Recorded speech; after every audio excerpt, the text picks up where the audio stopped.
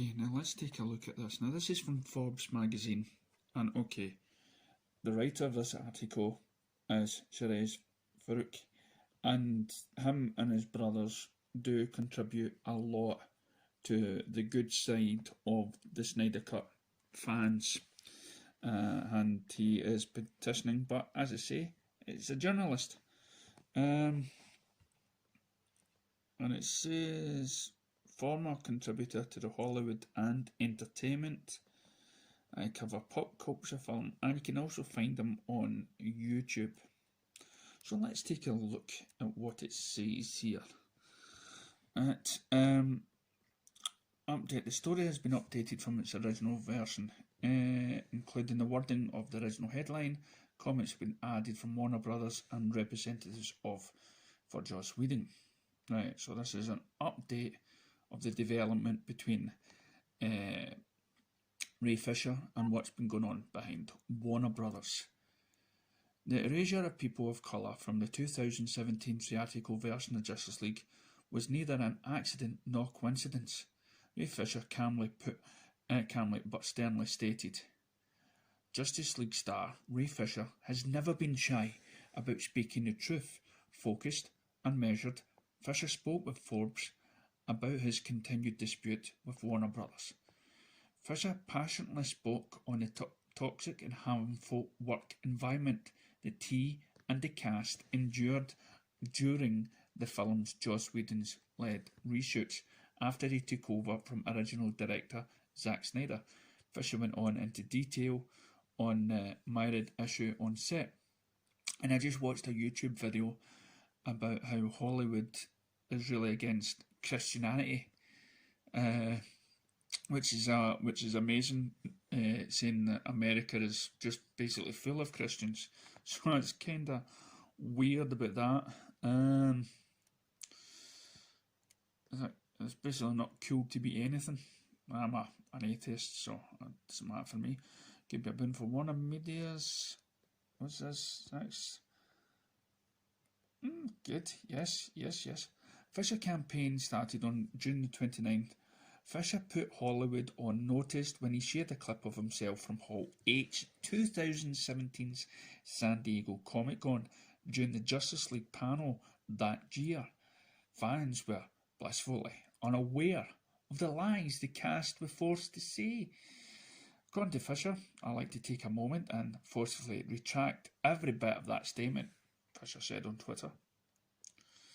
In September, Warner Brothers issued a statement denying many of Fisher's claims and cited his failure to cooperate with the investigation thus far.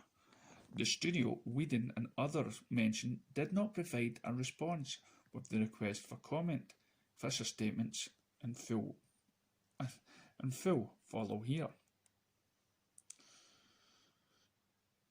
Fisher discusses the producer's set on racist environment. Joss Whedon was in bed in many ways by Jordan. Yep, I've seen that one. Fisher went on into detail why he felt he needed to retract that statement, citing how fabricated talking points were distributed to the cast of heaping praise on Whedon as Snyder's replacement. For one thing, the cast and crew were told that Zack had handpicked Joss to finish the film for him. I didn't find out until after the reshoots that was a complete lie. Fisher began, I heard whispers and rumblings of things being off behind the scenes, but nothing concrete until much later. They had to go to San Diego Comic-Con 2017 and say, Zack picked Joss and that Joss was a great guy. I still have that email with those talking points. 2 days later, Fisher took to Twitter to point fingers and provide the names of those he held responsible. Joss Whedon's on-set testament of the cast and crew of Justice League was gross, abusive, unprofessional, and completely unacceptable. He was enabled in many ways by Jeff Johns and John Berg, Accountability Entertainment, Fisher tweeted on July the 1st. After Zack Snyder left Justice League production in early 2017 following a family tragedy, which I've always said that's not the reason why Zack left.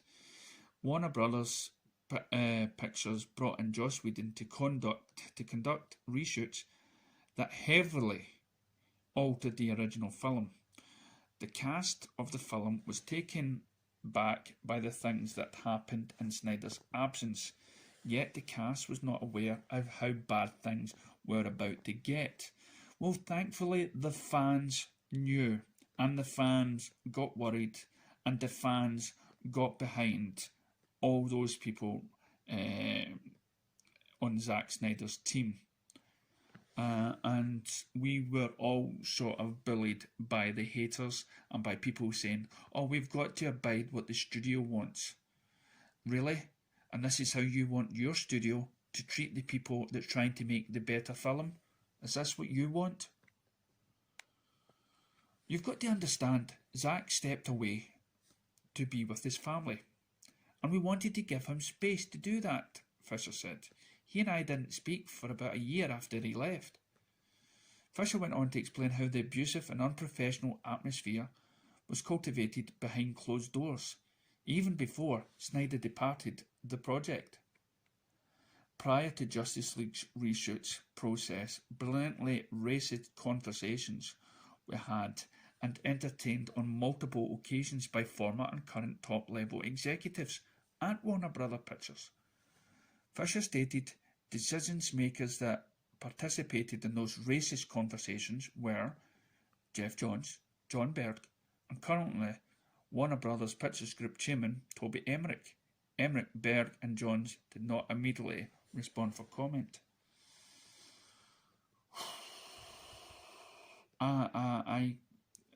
Now, here's the thing, I just can't believe that people would want this. Okay, would want to stand behind the studio's Justice League after hearing this. And what, are you not going to believe them now? Yeah, what's happened to this this movement about equality? You know, what's happened to that? I wish so many people out there would understand what the fans have been saying. The Zack Snyder fans have been saying for a long time.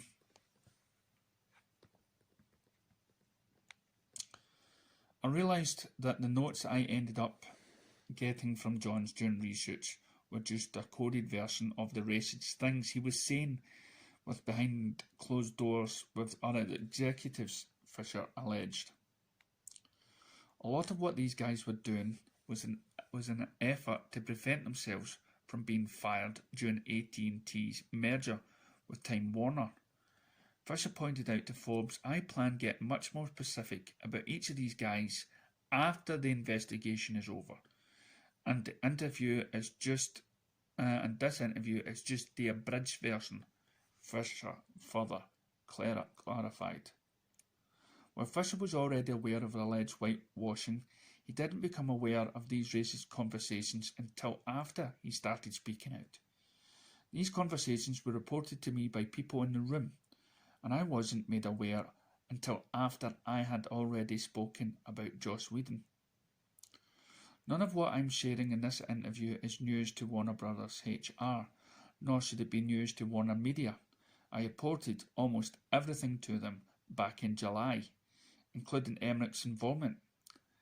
Fisher said that the fact that I'm having to advocate for myself in this way is equal parts freeing and frustrating.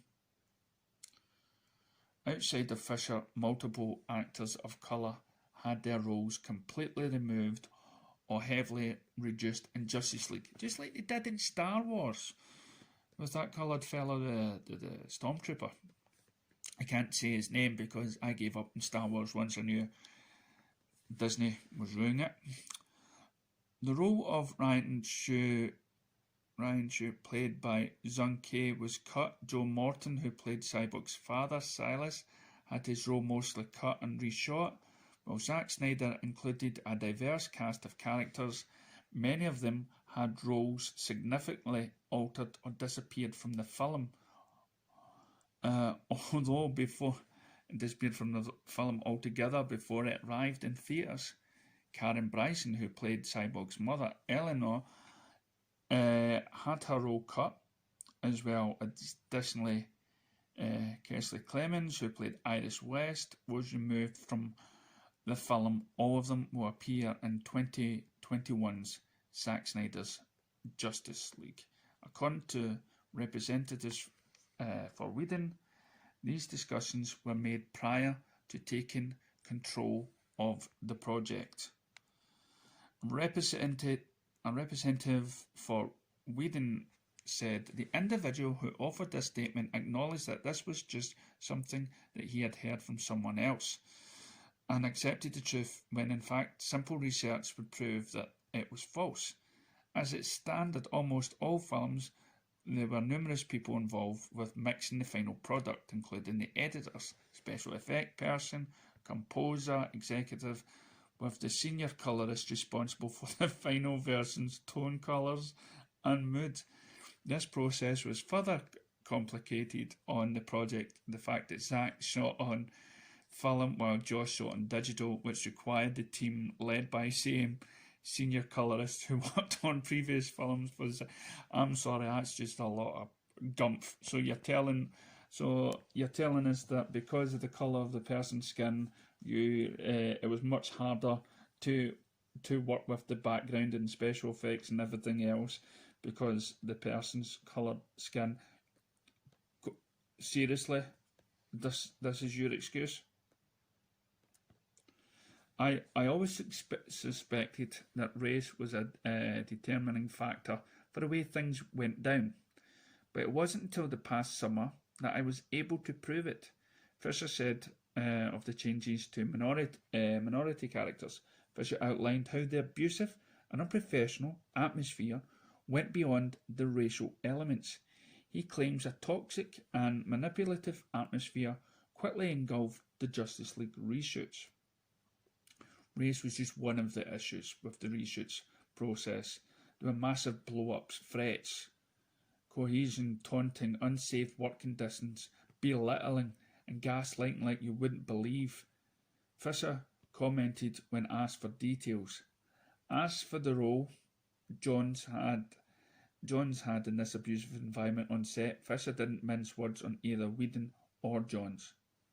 Jeff Johns made a veiled threat to my career during the LA reshoots of Justice League, Fisher said. Multiple sources have informed me that Joss threatened the career of another person associated with the production. Toby was made aware and tried to cover for Whedon, rather than deal with the abuse. That situation had to be escalated to Tsuhara to get any results. With some questions the legitimacy of the claims, Fisher has made it clear that they should not. These things affected many people across various departments. Warner Brothers Pictures that tried to make it seem that as if these issues are mine and mine alone. Fisher said, I've brought them to a number of witnesses that have been avoided, in some cases ghosted, during the investigation process.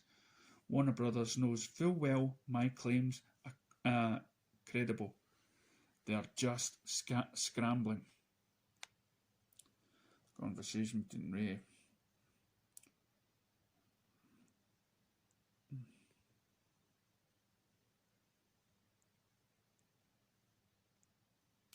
On September the 4th, the Cyborg actor took to Twitter once again to explain how the studio had been handling his dispute thus far. The actor detailed a call between himself and Walter Amada, president of DC Films, and it alleged that Amada tried to get Fisher to relent on Johns. The tweet sparkled Warner Brothers Pictures to put out their first official statement. In this statement, a storybook said, at no time did Mr. Hamada ever throw anyone under the bus, as Mr. Fisher has falsely claimed or rendered any judgment about the Justice League production in which Mr. Hamada had no involvement since filming occurred. Before Mr. Hamada has elevated to the current position. The studio went on to say that Mr. Fisher has declined to speak to an investigator and that Fisher failed to provide specific and credible allegations of misconduct. Fisher, infuriated by the statement, told Forbes that the statement was a double-edged sword that helped him as much as the studio attempted to discredit him. The hit piece that Warner Brothers put out on me on September the 4th was meant to isolate me, but it ended up having the opposite effect, Fisher said. More people ended up reaching out and offering their support. Fisher saw this as a clear pattern of behaviour from the studio, which made him even more focused on continuing to speak out. Warner Brothers Pictures have been receiving a lot of bad press recently for the mishandling of HR and third-party investigations. Unfortunately, the Justice League investigation has been no different. After Justice League massively underperformed at the box office, a sizable shift at Warner Brothers brass followed, with Geoff Johns and John Berg removed from positions and replaced by Hamada. While Hamada was not present during the production of Justice League, Fisher went into further details about his disappointment with the DC film president regarding the investigation process. Walter Hamada chose to insert himself into the situation by trying to throw Joss Whedon and John Berg under the bus to protect Geoff Johns, Fisher treated. He has a long-standing work relationship with Johns, and an even longer one with Tommy Emmerich from their long time at together at New Line.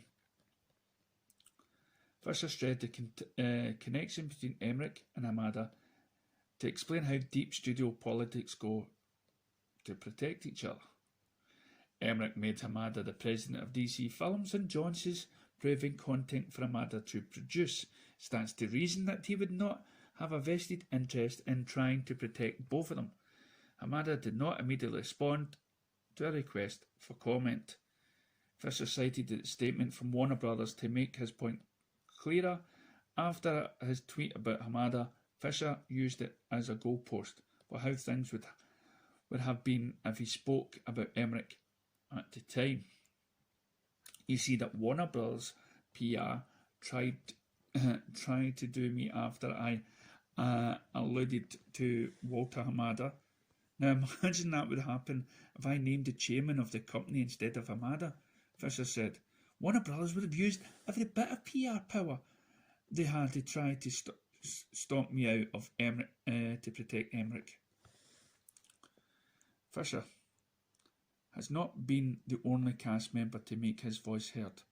On September the 14th, Aquaman star Jason Momoa took a strong stand to support with his fellow JL cast member. Momoa took to Instagram slamming Warner Brothers. This shit has to stop and needs to be looked at. And everyone else who experienced what happened under the watch of WB Pictures needs proper investigation. Good for you, Momoa. Other people are more concerned about their jobs, and you have people, and you get this in workplaces where you have people willing to stand up to speak for other people in their work, while the other people stay silent and just moan. I just think it's fucked up that people released a fake frosty announcement about my permission to try to distract from Ray Fisher speaking up about the shitty way we were treated on Justice League reshoots. Momoa continued. Serious stuff went down. It needs to be investigated, and some people need to be held accountable. Stand with Ray Fisher. Aloha. And of course, after Aquaman, exactly, they're thinking they could lose money. Momoa has got some backbone. The Frosty the Snowman remark was a direct reaction to an exclusive by Deadline, where the studio announced Berg and Johns, both directly implicated by Fisher earlier in the day, was working with Momoa to create a live-action adaptation of The Snowman. Fisher was grateful to Moore and the many cast mates that came to his side, though he wished he could have handled the situation privately without impacting them or their careers. This is how serious it goes, people. Okay? This man is basically putting his whole career online. He's not worried about money or being cyborg.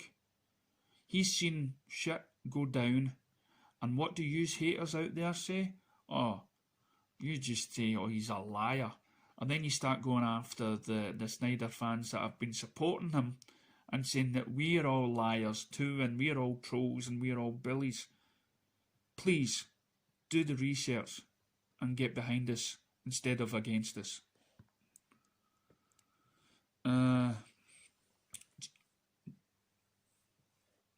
Jason really came through when he denounced that fake Frosty the Snowman news.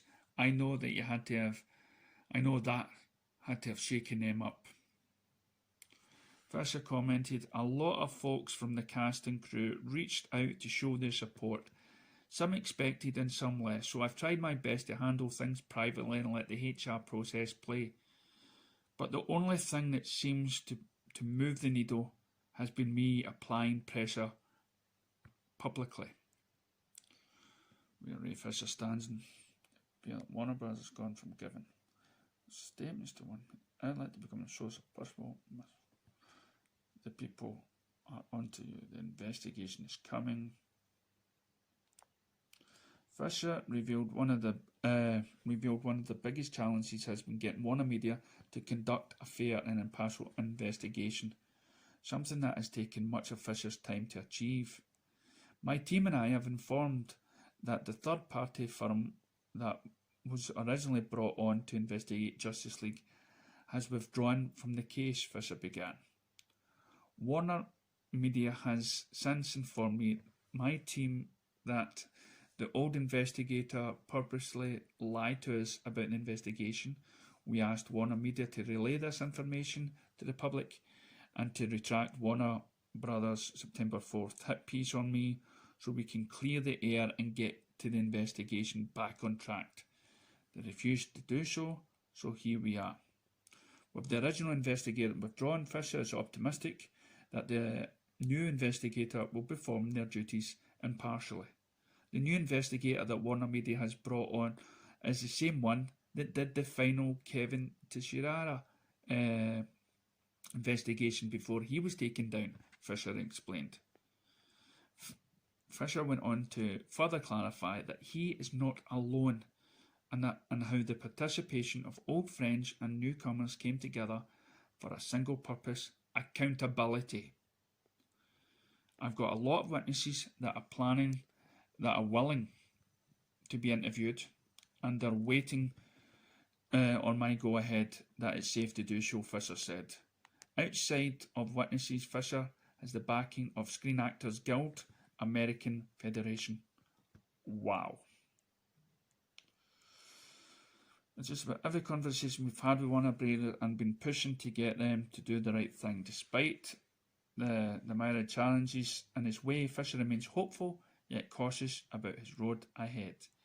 As a business notoriously litigious as Hollywood, the fact that I haven't received so much as a cease and desist letter should tell you something, Fisher calmly stated. The people involved know I'm telling the truth. They're just looking for a way to mitigate blowback for themselves.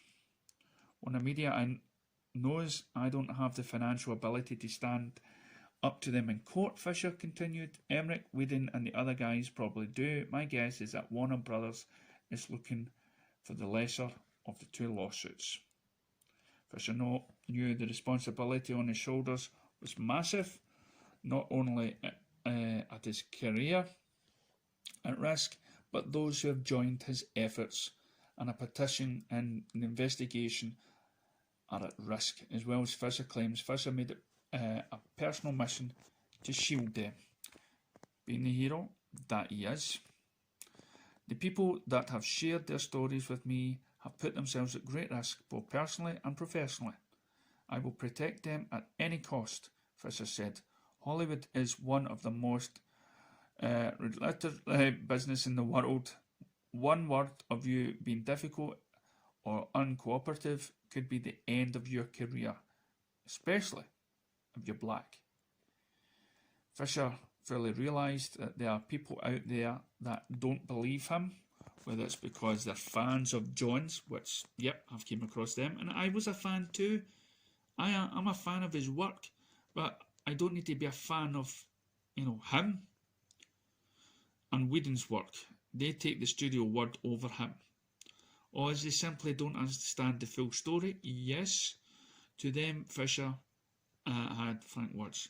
You really have to ask yourself, what's more plausible, that I would possibly torpedo my career by making statements about powerful figures in Hollywood that's untrue, could be easily refuted, or a handful of people in positions of power said and did terrible things in order to maintain the power during a massive corporate merger. Well, Fisher has just called about his frustrations with the studio. He was still clear that he's not at war with the entire studio. I'm not a fight at Warner Brothers side. Fisher side, I'm in fight with a handful of people that are attempting to use Warner Brothers to cover the tracks. All the significant film and TV work I've done has been under the WarnerMedia banner.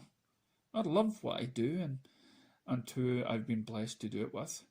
To Fisher, the most important thing is making more accountability is carried to all parties involved and not just the easier targets in the investigation. Regardless how I feel about the folks involved, I'm not interested in people being allowed to dogpile and scapegoat easy targets. As for the end goal, Fisher expressed the point of all the blood, sweat and tears. My goal is to have these people out there, people not to be decision makers for the content that influence our world. Fisher began, these guys have been in Hollywood a long time. The problematic behaviour didn't start with the AT&T merger, but I'll be damned if it doesn't end with it. Fisher ends most of the tweets these days. Accountability, entertainment, and it's a clearly guiding principle behind his actions, and the risks be damned. Not worried about the consequences. I'm well aware of what's at stake. If people don't want to work with me because I'm refusing to tolerate abusive behaviour and the cover-up culture of old Hollywood, so be it, Fisher said. If nothing else, I'm going out of this business the way I came in, free and with my own volition. Can you dig that? We can dig that. And I hope everyone else out there can see that the Snyder fans who back Zack, that knew that he did not, Zack Snyder was forced out under all these harsh conditions and people were treated badly on that they can celebrate at last when Justice League comes out. And for those haters out there, for those critics out there that was somehow got at by the bad side of fandom that claimed they were the Snyder supporters, it's just that this is what we've been up against for so long. So I like to apologise for those people that have received abuse from so-called Snyder fans. We're not all that way. We've just been fighting on Zack Snyder's corner for so long that we are growing tired. And thanks to people like Ray Fisher and Zack Snyder and Jason Momoa, those people, those true heroes, that film is just a prize that is long deserved for everyone involved. That is saying that we fans, we people that pay money for the cinema, we have a say, not just these high executives, people in their boardroom that feel like they can walk over and tell us what we are entitled to. Bad movies? No. We're entitled to paying money for a film by a director and by the cast and crew that we knew was behind the film. We have every right to see that film, and we will be seeing it next year. Hallelujah.